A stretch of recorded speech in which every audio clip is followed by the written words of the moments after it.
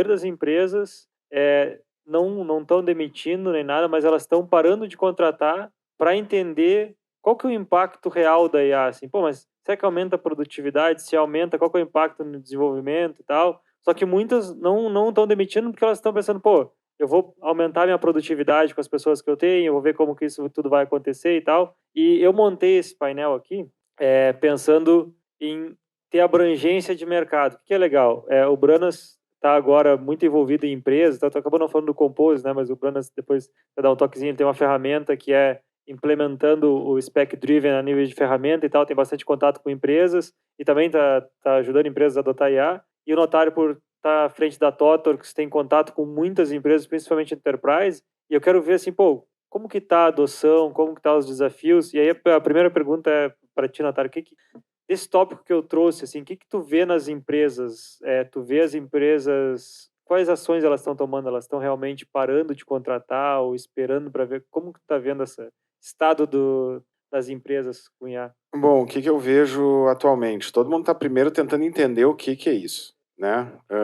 Não existe, eu não vejo nenhuma empresa que não tenha IA como tópico. Muito por causa da hype também, mas principalmente porque a galera entende que existe algum benefício. Só que a maioria da galera não sabe exatamente qual é que é o benefício que dá para alcançar. Eu acho que esse é o grande problema agora. Sobre contratação, boa parte dos nossos clientes está dando uma freada nas contratações. No nosso caso, eu não vejo exatamente que a gente está freando contratação, mas eu vejo que tem uma mudança um pouco para o perfil. E a minha aposta atual, ela é um pouco diferente, eu acho que foi um pouco que a galera conversou hoje de manhã, mas do tipo, eu tô apostando muito mais em júnior agora. Galera, há um tempo atrás, sei lá, uns 6 meses atrás, estava todo mundo assim, o júnior não tem mais vez agora por causa da IA, porque a IA consegue assumir todo o trabalho do júnior. Não, na verdade, eu vejo o júnior como uma esponja. Se tu dá a base certa pro júnior, cara, com esse contexto novo de IA que todo mundo tá aprendendo, é a galera que mais vai voar, principalmente porque é uma galera que já nasceu num ambiente digital. Então eles estão muito mais acostumados com algumas, não só ferramentas, mas comportamentos que são, de certa forma, esperados hoje em dia. Eu, assim, pessoal, eu já tenho mais de 25 anos de mercado. Tem algumas coisas que, desculpa, eu já tô ficando velho, tem umas coisas que, tipo, não me entram ainda na minha cabeça. Eu tô tentando entender. Para dar um exemplo bem bobo, eu não consigo codar falando. Eu vejo a galera fazendo isso direto. Isso ainda não entra na minha cabeça, sabe? Então, é esse tipo de coisa que eu vejo que essa galera nova pega muito rápido. Se tu consegue dar uma base boa de entender o que são design patterns, o que é TDD, por que se usa de fato programação impar e quando que não se usa, sabe? Como é que tu dá uma base boa para essa galera, velho, a galera voa. Então, assim, pegando na pergunta, a gente não está freando contratação, mas a gente está mudando um pouco o perfil da contratação. E eu acho que isso, para frente, junto com todo o ferramental, vai fazer muita diferença. É um momento de transição, realmente, né? A gente está analisando e acho que todo mundo está tendo muito cuidado também com dar o próximo passo, né? Acho que tem essa, tipo, a gente não vai tomar nenhum movimento brusco porque a gente não tem certeza de onde as coisas estão indo. Mas, e passando mais agora para adoção, Bruna, eu sei que você tem te envolvido bastante com empresas e tal e ajudado bastante o pessoal. Como tem visto a adoção de IA, assim, principalmente aqui no Brasil e tal, maturidade das empresas e maiores desafios que tem visto? Show. Então a gente passou por várias etapas de transição, né? Nos últimos 9 meses, talvez, tinha muito early adopter, né, que até evitava comentar sobre isso. Então o teu colega perguntava para você, você tá usando AI? Era até motivo de vergonha às vezes, não era? A pessoa, não, um pouquinho só e tal. Tô tentando mexer aí, mas Mentira, tudo web codado, enfim. E as pessoas aproveitavam esse tempo, muitas vezes, para reduzir a pressão, para ter 2 empregos, para andar de bicicleta. Várias coisas, e que bom. Quem viveu essa época viveu, quem não viveu, esquece porque acabou. Porque agora chegou no C-Level. Agora é o contrário, só que agora aconteceu um efeito rebote, que é o seguinte. A gente já estava usando AI. A gente já estava mais produtivo, só que ninguém sabia. E agora, eu trabalho bastante em empresa americana, e no nível de VC C-level, não se fala em outra coisa senão isso. Cada pessoa tem que virar 3, é nesse nível o tipo de discussão.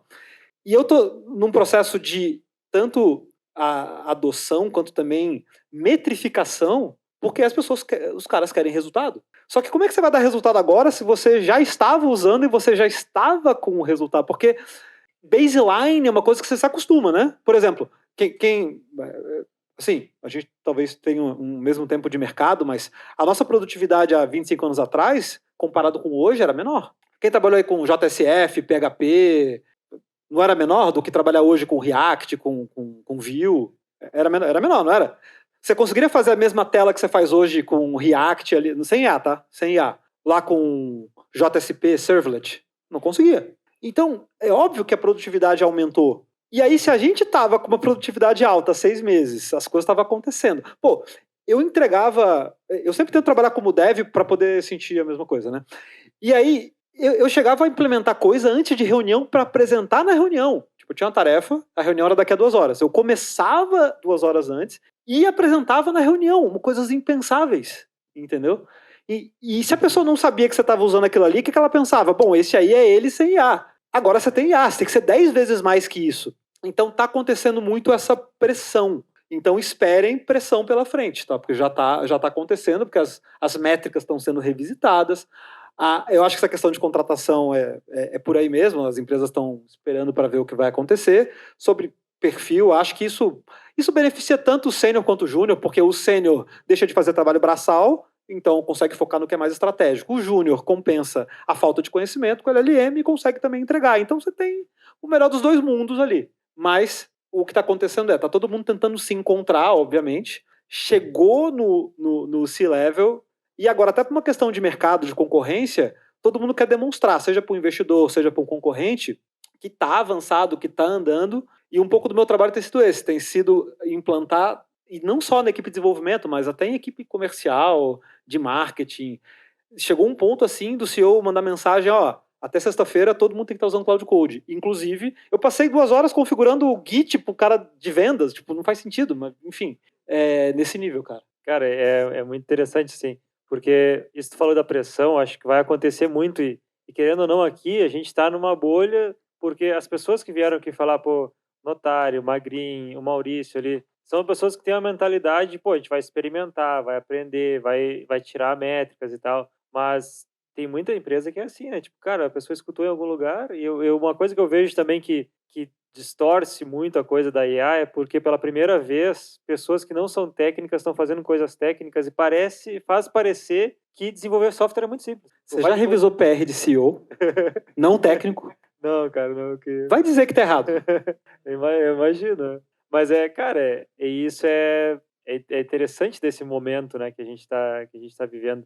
E eu queria perguntar pro Notário, cara, tu tem mais conexão com clientes enterprise, assim, que estado tu acha que eles estão na adoção de IA e quais são os desafios deles? Eu vejo que todo mundo, clientes enterprise agora estão no início da adoção. O pessoal tá muito no que o Branas está falando, assim, no sentido de, pessoal, bora adotar. Já está se liberando licenças, já está todo mundo colocando, e principalmente grandes enterprises, que o pessoal tem os contratos Microsoft gigante, então todo mundo está usando Copilot, né? Desculpa aí. Mas eu uso mais fazer piada. O Copilot tá legal, hoje em dia já tá legal, tá? Era ruim. Não, era Tem ruim. amigos que usam, né? Eu até conheço gente que usa, né? Eu mesmo já usei. Mas muito, muito ferramental que está vindo, mas ao mesmo tempo o que eu vejo é que falta processo, porque ninguém ainda conseguiu entender, ou poucos conseguiram entender exatamente qual é que é o processo que precisa, como é que o processo precisa ser adaptado para propriamente tirar uso disso, né? A gente consegue codar mais rápido.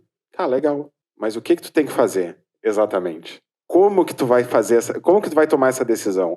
Além disso, como é que tu vai testar? Como é que tu vai lançar tal coisa? Como é que tu vai fazer integração com todo mundo? Para mim, o principal ponto é decidir o que precisa ser feito. E isso nem o C-Level sabe exatamente o que tem que ser feito. Esse, para mim, é o grande problema, porque tem muita gente que pega, eu acho que também deve ser o teu ponto aqui, Branas. A galera diz, tem que usar. Tá, mas o que a gente precisa atingir? Não, a gente tem que ser mais eficiente. Tá, mas mais eficiente como? O quê? O que, sabe? E isso não entra na cabeça do pessoal. Então, assim, toda a experiência que eu tenho visto está sendo muito menos nas ferramentas, porque Cloud Code, Copilot, etc., eles já entregam bastante coisa. Mas como é que a gente muda a nossa mentalidade de entrega? Como é que a gente define o que precisa ser entregue? Como é que a gente valida o que precisa ser entregue? Como é que a gente cria um processo para entregar isso? Como é que a gente testa? Como é que a gente coloca em produção?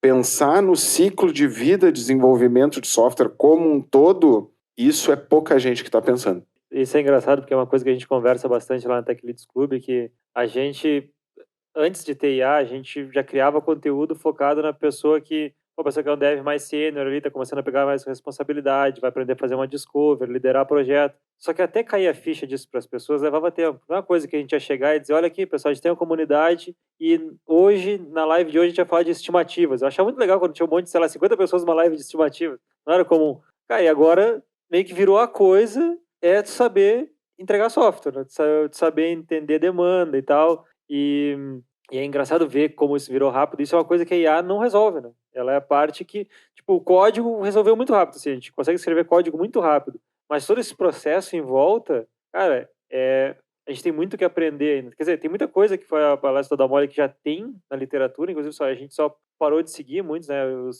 os princípios de XP e tal, e de ágil ali. Mas tem outras coisas que a gente vai ter que descobrir ainda também, né? Mas aqui, para mim, tem um ponto interessante, eu até estava falando com o Klaser lá atrás, que as coisas são muito cíclicas, que nem agora essa questão de a gente tá mais próximo do negócio. Agora em voga o papel é o Product Engineer. Pessoal, quando eu comecei a trabalhar, existia um papel que se chamava programalista, que era o programador e analista. Isso no início do ano 2000. Quem é da minha idade aqui sabe o que eu estou falando. É praticamente a mesma coisa. Tu entendia do negócio, tu ia lá, fazia implementação, ia de volta com o cliente para fazer validação. É muito similar. Então, assim, a gente também precisa começar a revisitar qual é que são as coisas. Às vezes, quando vem uma coisa nova, peraí, isso aí já existe? Vamos ver como é que isso aí aconteceu. E vamos não só ver como é que isso aí aconteceu, como é que isso evoluiu, qual é que foram os problemas que deram e a gente aprende com isso. Acho que esse é um ponto que muita gente não se dá conta. Não, exato. E cara, e se tu for pegar as empresas, né, novas e tal, e que estão inovando bastante com IA, e tu lê o livro lá do XP, cara, o princípio é mesmo, as empresas estão inovando com, cara, iterando rápido, aprendendo e tal. Então, até fica uma dica assim, galera, não tem, fora a parte da IA do técnico ali, de agentes e tal, a parte de processo, vocês não precisam estudar nada da NASA, né? É só ir lá, princípios que a gente já falava há muito tempo, são cada vez mais úteis agora. Ron Jeffries é o cara.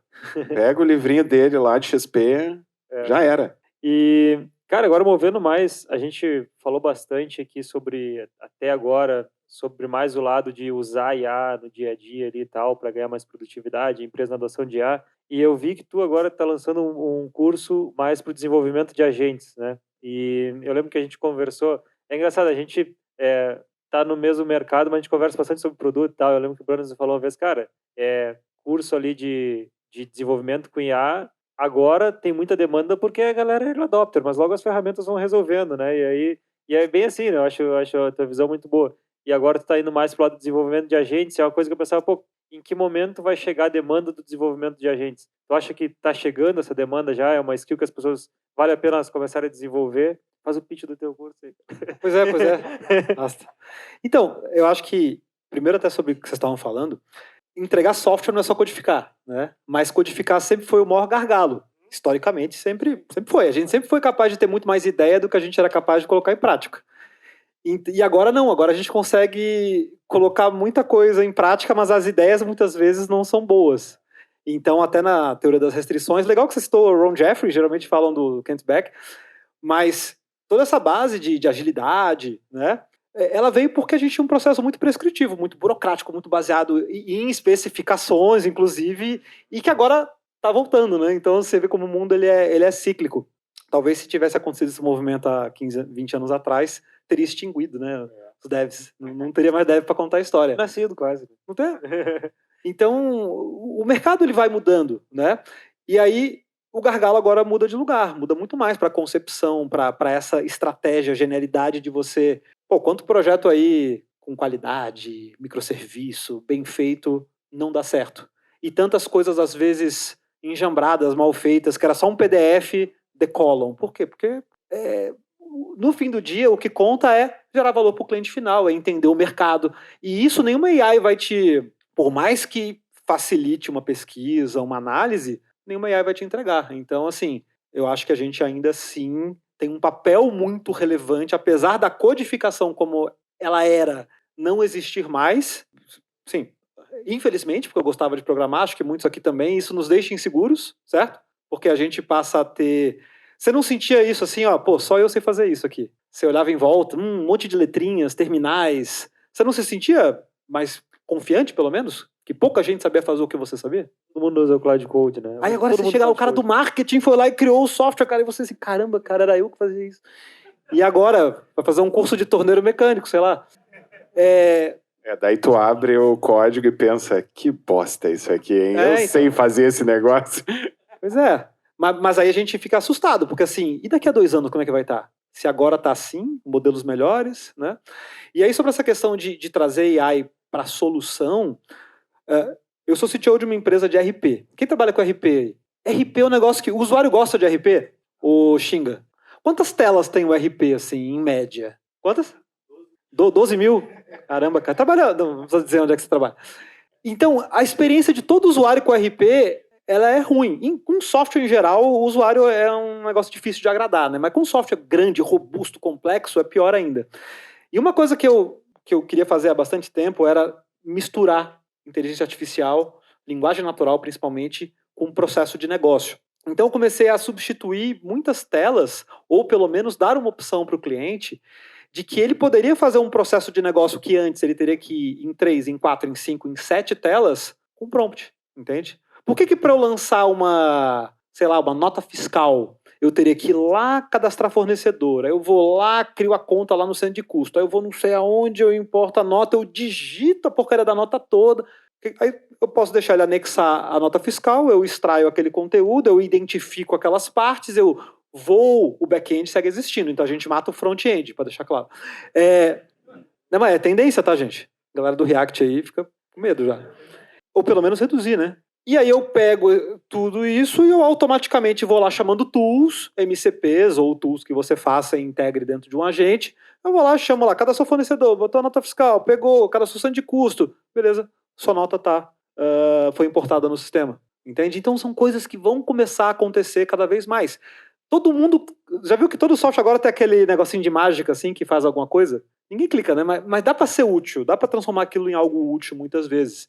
Tem softwares que já são mais naturalmente assim. Por exemplo, o YouTube ele vai querer transcrever um vídeo. Pô, é natural o uso de LLM nisso. Mas tem tanto lugar que você pode aplicar LLM para melhorar e otimizar diversos processos. Então essa é uma tendência não só nos softwares, e finalizando com o que você perguntou também nas áreas. Então você vê os OpenClaw da vida, os OpenFang, esse tipo de plataforma de agente, está começando a entrar no comercial, no marketing, no atendimento, em uma série de áreas da empresa para automatizar tarefas que antes eram braçais. Então essa análise está começando a ser muito feita e, obviamente, você vai ter mais eficiência operacional. Cara, isso aí que tu falou é uma coisa que eu tenho refletido muito assim nos últimos tempos. Até tem um paper que eu esqueci o nome agora, falando do futuro da arquitetura de software, assim. E, pô, a gente vai olhar uns 5 anos no futuro, eu acho, não vai nem demorar muito. E vai pensar, pô, a gente tentava acertar a melhor experiência para o usuário numa tela, né?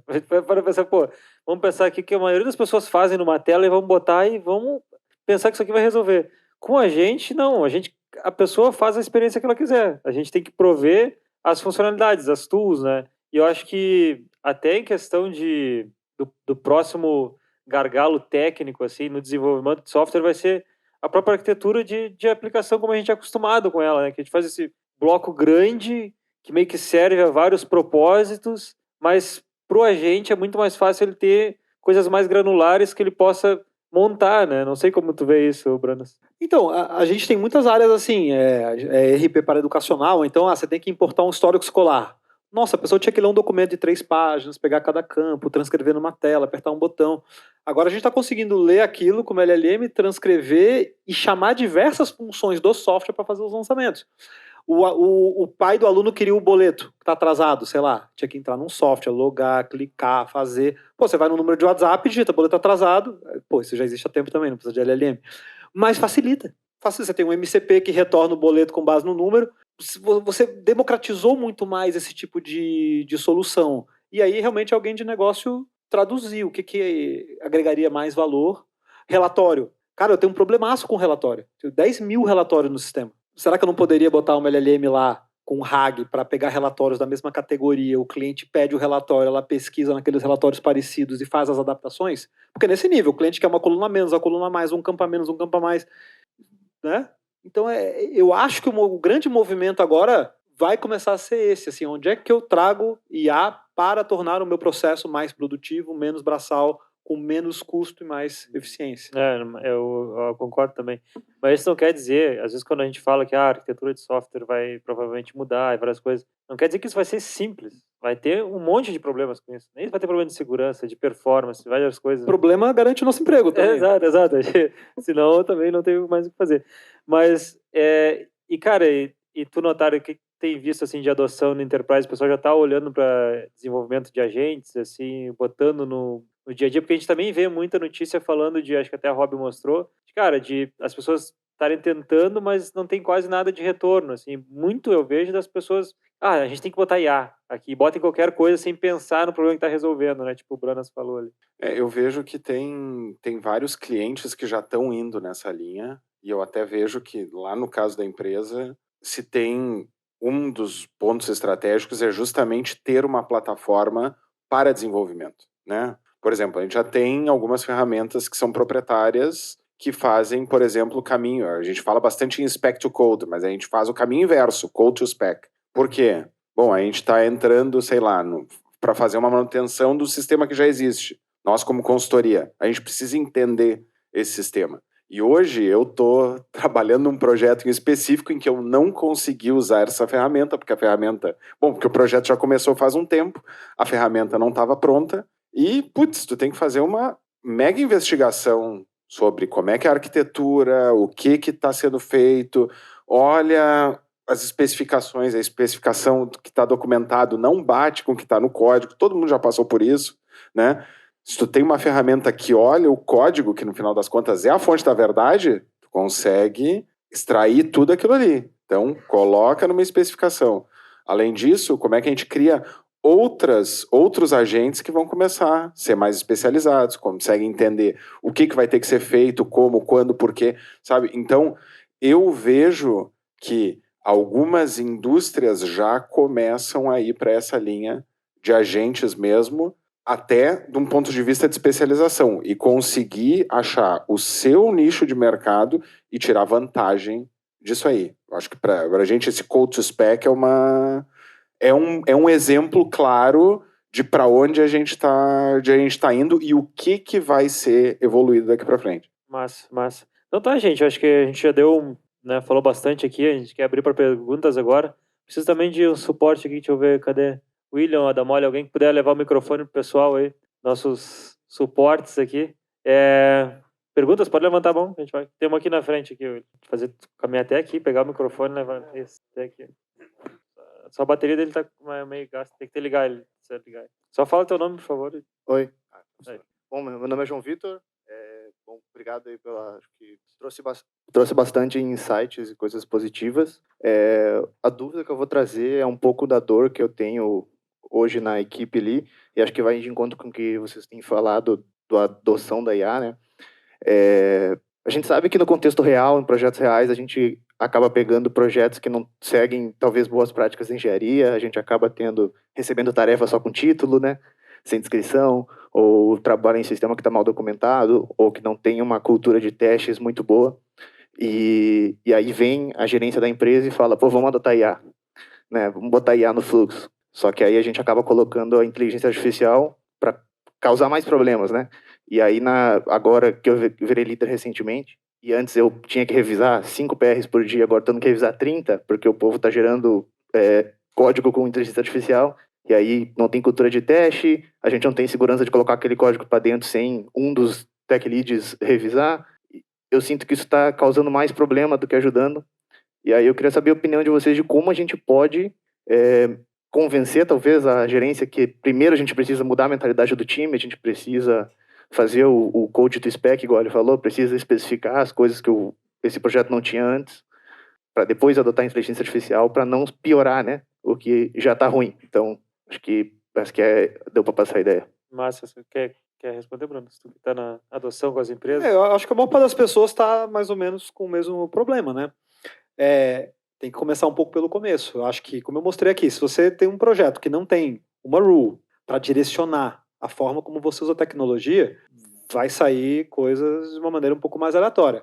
Até porque muitos projetos, eles passaram por várias fases ao longo do tempo, né? Usavam uma tecnologia, mudou para outra, usavam uma biblioteca, usavam uma estratégia de design. Então tá uma bagunça. E aí você tem que tentar, assim como um ser humano faria, você instruir alguém, e dizer para ele, quando você for desenvolver, você faça dessa forma, use essa biblioteca. Tem lá um que tem Style Component junto com Tailwind, junto com mais alguma outra coisa. Concorda que alguém que vai trabalhar na sua equipe tem que saber qual é o direcionamento e para onde tem que ir?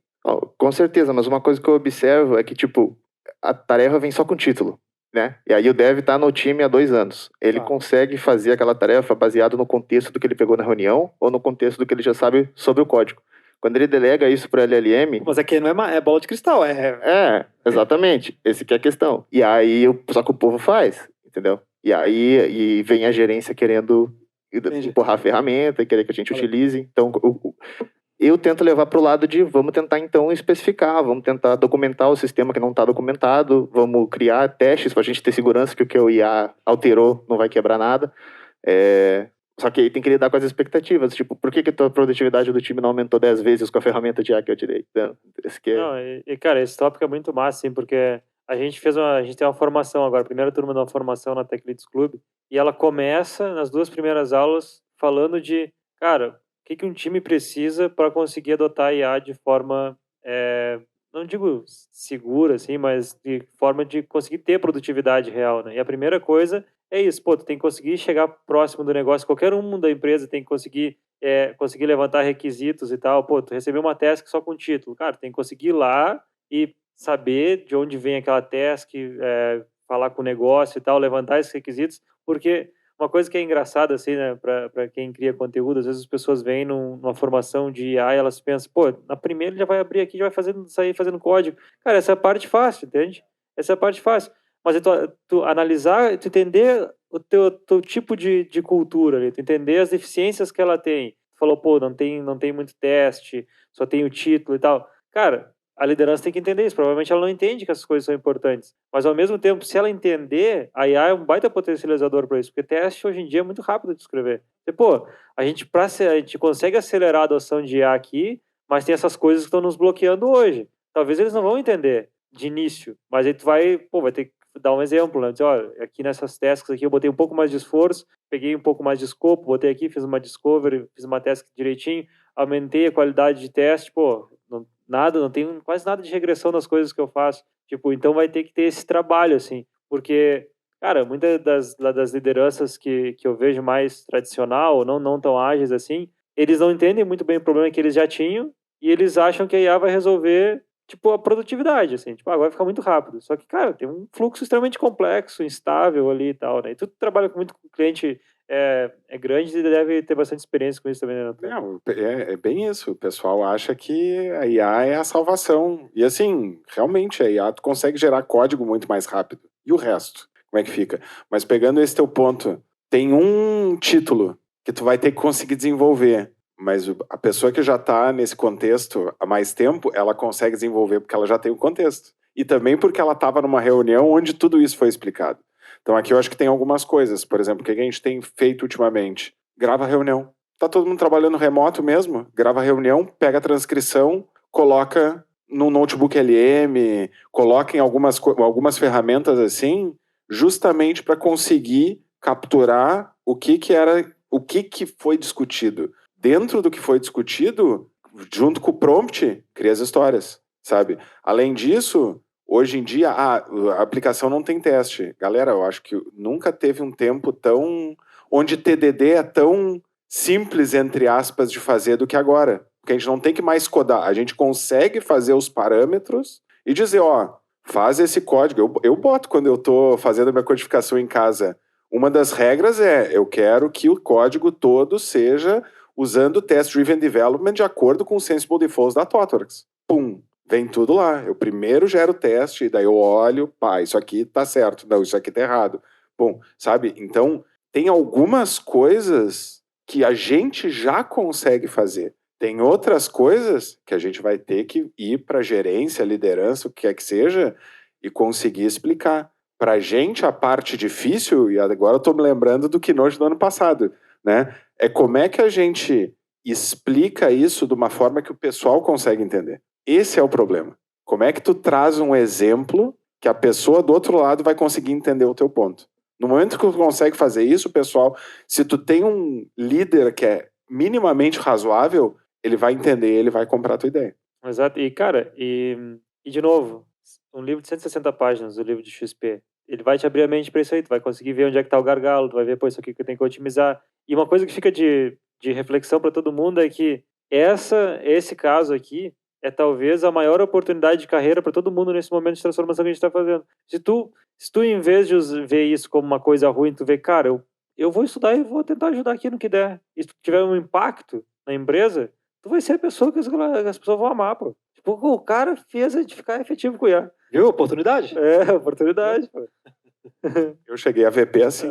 Olha aí, ó, viu? Perguntas, galera? Vamos lá. Que o Wendel aqui. Opa, falando um pouquinho mais de fluxo de trabalho, eu queria entender, assim, como que vocês estão conseguindo... Eu sei que está tudo muito novo, né? Mas um dos desafios que eu estou tendo lá é o Head de Design não quer saber mais de Figma, ele quer Vibe codar, e o PM também. Como que a gente consegue minimamente montar um setup para eles, igual eu identifiquei, Branas, falando, ajudando o pessoal de marketing a instalar o Git e configurar. Lá a gente está tendo que fazer isso também, até porque eles vieram de um MVP no Lovable, viu que dá certo, não quer nem mais saber de abrir o Figma, foda-se o System Design e o Design System deles, e a gente precisa integrar isso com o nosso workflow de arquitetura, a responsabilidade com o teste, manter o software. Como que a gente faz esse fluxo sem ter muito atrito ali também na questão dos PRs, porque o PM vai abrir PR,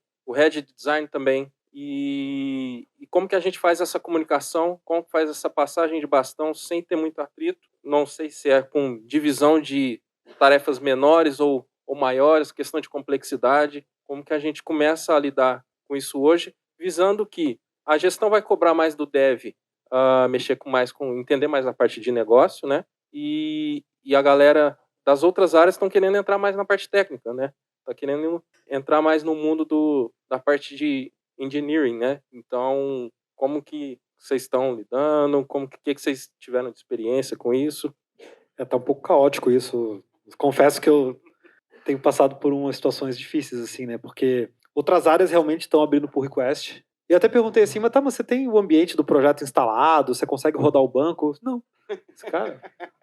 E não é uma PR, tipo 12 PRs, assim. É o que alguém falou, né? Que tá revisando, você que falou, né? 30 PRs, né? Isso. Então começa a acontecer coisas como essa, né? E uma coisa que a gente está tentando fazer lá é tentar automatizar algumas etapas, né? Então, por exemplo, bug fix. Tem um canal no Slack onde é publicado os bugs. Ou pode ser também um bug reportado no Liner que venha de atendimento, etc. Então a gente está começando a programar alguns agentes que pegam isso, exploram o código, conseguem eventualmente, dependendo do que for, até dar uma correção. Porque pensa bem, se o cara do marketing faz, você automatiza. Nada contra o pessoal do marketing. Não, mas falando sério. Totalmente capaz. Total real. Assim. É isso aí. Sim, porque o que estava vindo era assim, é corrigir a ordenação aqui, que é ascendente e descendente. Porra, isso aí... né? Então... só que isso aí ocupa um volume substancial, assim, e aí tinha dev que não trabalhava mais, só ficava só revisando PR de áreas aleatórias, né? Então uma coisa que a gente está fazendo é isso, é tentar automatizar o QA, que é um gargalo grande, bug fix, que é um gargalo grande. QA, por exemplo, tinha uma fila grande de QA. E QA é uma coisa que você cruza a especificação, que é um pouco do plano que ele falou. Pô, mas não, só tinha um título. Então já tem etapas ali de research que quando você abre o card com o título, você devolve perguntas de clarificação. Tá, você falou que você tem que fazer essa feature, mas deixa eu te fazer aqui essas 15 perguntas. Responde uma a uma para mim. Aí você vai guiando o processo. E no final do dia você tem uma especificação minimamente possível de ser seguida, né? Então, o caminho que a gente está encontrando é esse. Sobre Figma, é um risco eles fazerem isso, tá? Porque hoje, quem já usou Pencil, Paper, essas ferramentas aí, não usaram, pesquisem aí, tá? Você consegue conectar via MCP, e aí tem uma estratégia de second brain, que tem muita empresa usando já. Você traz brand book, você traz estratégia de anúncio, você traz um monte de coisa. E você, via ferramenta, qualquer uma que suporte um MCP, um conector, você manda desenhar aquilo. Olha o estrago que você faz. Porque agora é o dev que está fazendo o trabalho do cara de design, entendeu? Então o contra-ataque um pouco também é esse, né? Olha só, automatizei seu trabalho.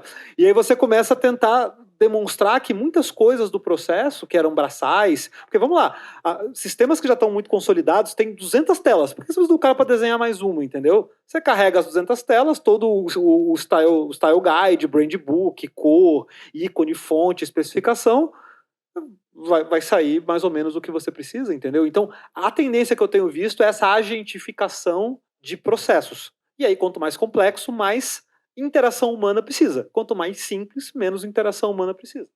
Uma outra coisa daí, pegando esse último gancho aqui, indo mais pro início do processo, uma coisa que a gente tem feito bastante lá, pega uma dessas ferramentas de UX, né, sei lá, UX Pilot, Magic Patterns, alguma coisa assim, usa para fazer o fluxo. Pensando no MVP, né, usa para fazer o fluxo. Depois pega Lovable, Replit, etc., para montar o MVP mesmo. Tendo o MVP, consegue fazer essa validação. Fazendo essa validação, daí pega esse código residual e daí faz exatamente o processo que o Branas comentou antes, na apresentação dele. Vai, planeja, executa por partes, testa e assim vai fazendo, né? Então, eu ainda, pelo menos lá na empresa, eu ainda vejo a galera usando muito Figma, né? A galera não quer sair disso. Mas, pegando essas outras ferramentas, tu consegue ter uma validação muito mais rápida e muito mais fiel. Então, por exemplo, o nosso processo de discovery / inception, ele acaba mudando. Porque no início a gente estava indo muito, vamos entender o que a gente precisa fazer, vamos definir o que a gente vai fazer, vamos sair da Inception com o roadmap de quais são as coisas. Putz, hoje em dia tu sai da Inception com um protótipo validado. E daí tu vai dizer, tá, isso aqui nós vamos desenvolver, isso aqui nós vamos desenvolver. Hoje, muito do trabalho está sendo chegar para o cliente leigo e dizer, isso aqui não é o teu produto, tá? Porque a galera olha, é funcional, tu consegue inserir ali, tu já tem os CRUD. Galera, meu Deus, eu vou começar a usar amanhã. Não, peraí, isso aqui é para 10 usuários, isso aqui não é para 10 milhões. Se eu botar isso em produção, vai ter problema de segurança, vai ter problema de tudo. Não dá.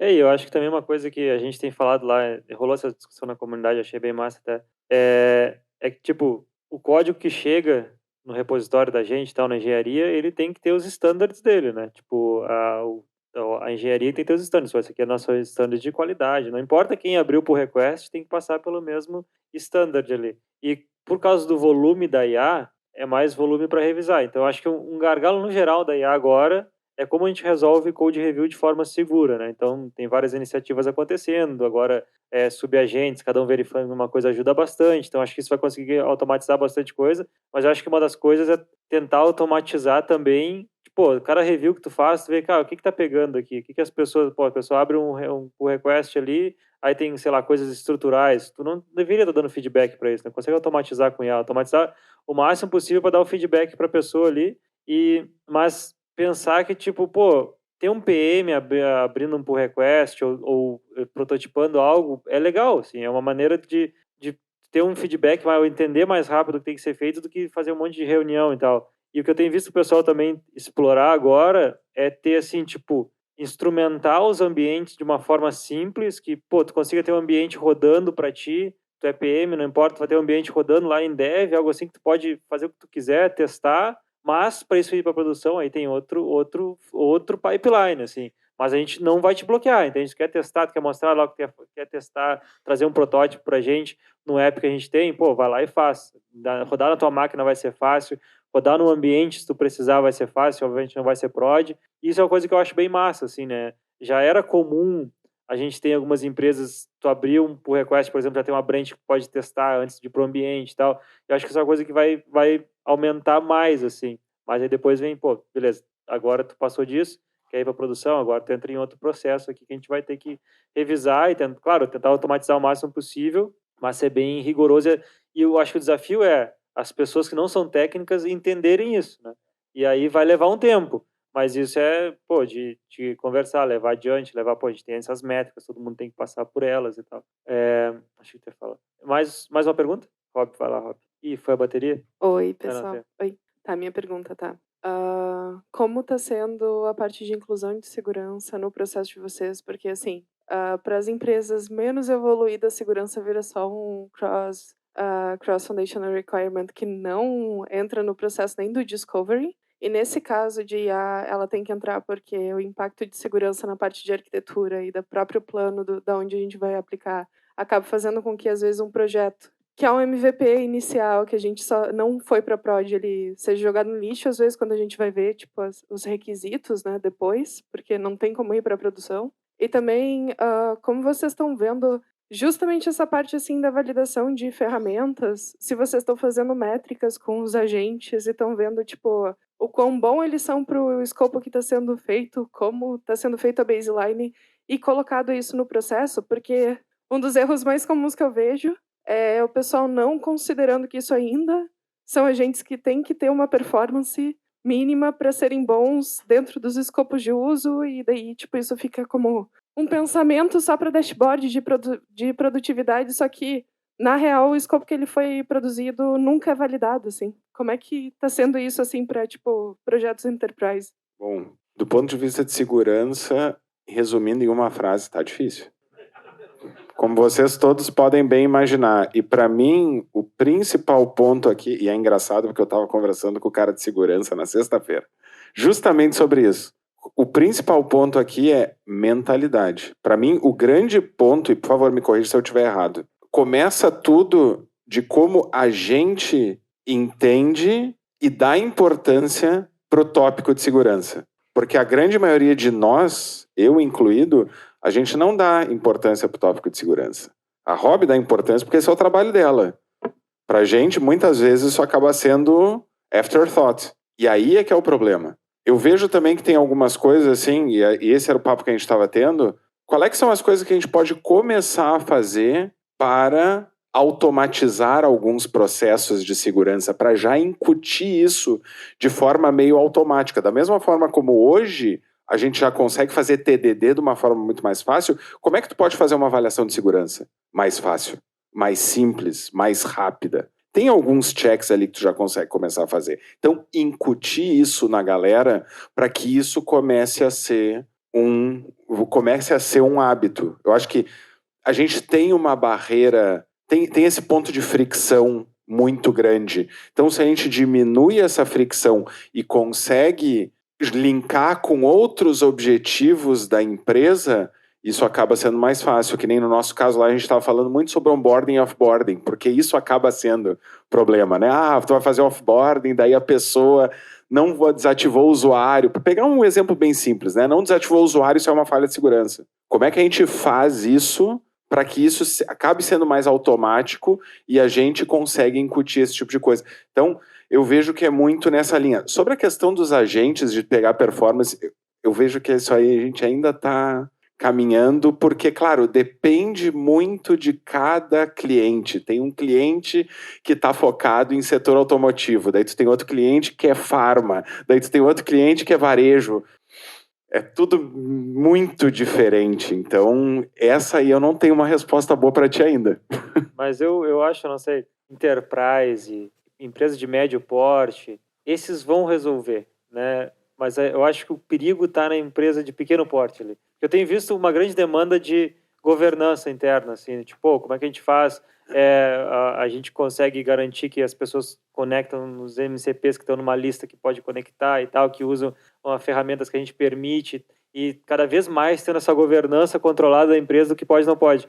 Mas a empresa pequena eu vejo que é loucura. Alguém conecta MCP no banco, né? O PM conecta no banco direto, dá um prompt e aí faz. Cara, isso vai ser bem difícil, porque se eles não têm recurso para contratar pessoas com experiência, para ter um time interno de governança, para ter esse controle, isso eu acho que vai ser caótico mesmo por um bom tempo. Enterprises, cara, logo vai entrar, até o board vai pressionar, pô, você já tem uma boa governança, já como é que isso é feito? Até ter um incidente grave, né? Daí... Exatamente. Já tá dando, né? Isso. Mas a empresa pequena que é o problema, eu acho. Mas muito bom.